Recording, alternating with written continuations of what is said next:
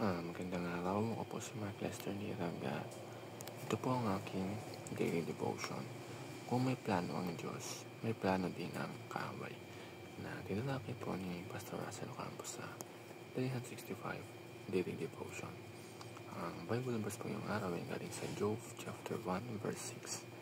Ang sabi po ay, "Now there was a day when the sons of God came to present themselves before the Lord, and Satan came also among them." Mapansin natin dito na ginamit ang salitang sons of God. Ano nga ba ibig sabihin nito? Sa scripture, ang sons of God ay tumutukoy sa mga anghel, mga nilikha ng Diyos na may tungkulin na maglingkod sa Kanya.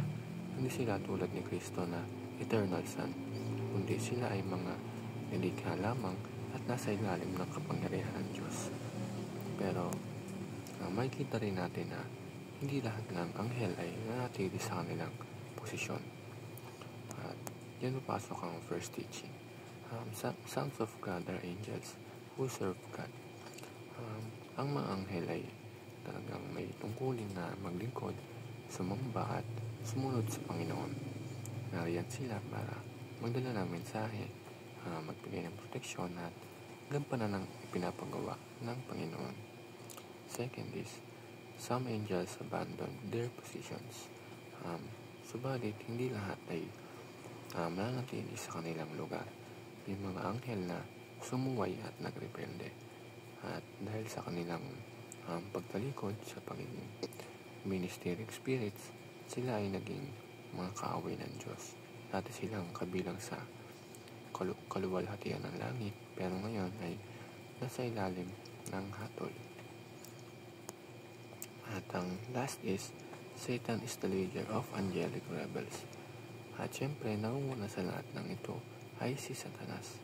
Siya ang dating anghel na nagmataas laban sa Diyos. Sabi nga sa Job chapter 1 verse 6 palang makikita na natin na pumasok pa rin siya sa presensya ng Diyos. Hindi para maglingkod, kundi para mag-accuse at manira ng mga anak ng Diyos. Ibig sabihin, kung may plano ang Diyos para sa ating buhay, meron din plano ang kaaway para guluhin at sirain tayo. Malinaw na dito ang laban ay hindi lang basta physical kundi spiritual.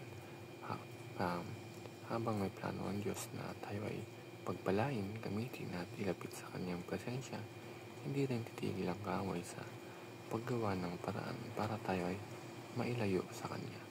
Pero ang kagandahan nito ay kahit gaano kalakas ang plano ng kaaway, hindi niya matatalo ang plano ng Diyos. Yun lamang po.